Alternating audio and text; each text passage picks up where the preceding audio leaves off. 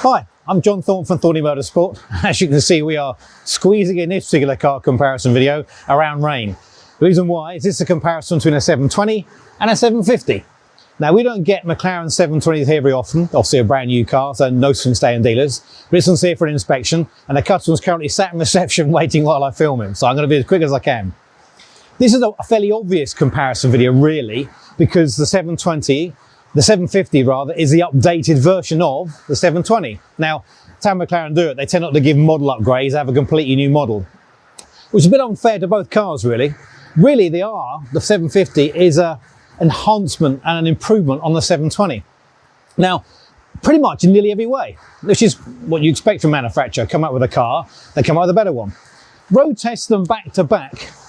Everything about the 750 just feels a bit better, a bit tighter, a bit sharper, and generally just a bit more better sort of held together, as it were. The gear shifts are a bit quicker, the exhaust noise is a bit louder and a bit noisier. And generally, as you'd expect, it's an improved car. On the engineering side, the main thing is the suspension pickups and how the arms are designed. They're very different.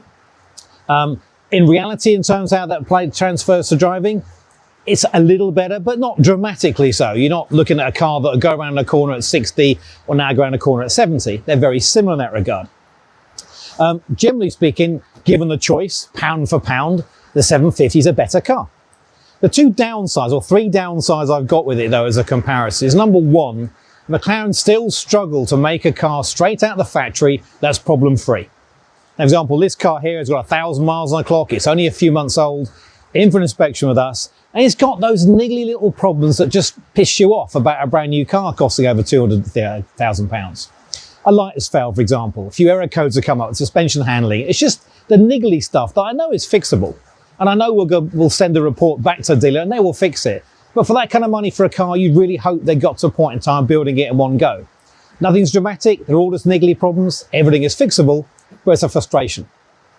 The second thing I don't like about them is the accumulator setup. Now, I've said this on videos in the past. The 720 has an accumulator with a diaphragm inside. It lasts about 5-6 years, but it's very compliant. And it gives you a lovely soft ride in its comfort setting, and a lovely stiff compliant ride in its race setting, and all matters in between. The 750 runs the 765 accumulators, which some dealers are fitting as an upgrade to 720s. Now in the sport and the track handling mode, they're exactly the same. But in the softest mode, the 765 accumulators or 750 accumulators have a piston design. They don't have the diaphragm. And it's just not as compliant. It's not as soft.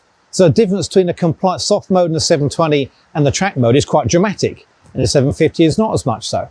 It's nitpicking to some extent, but for me, I want the ultimate comfort and I want the ultimate handling. The 720 gives that, the 750 slightly less so, even though all around it's an improved car.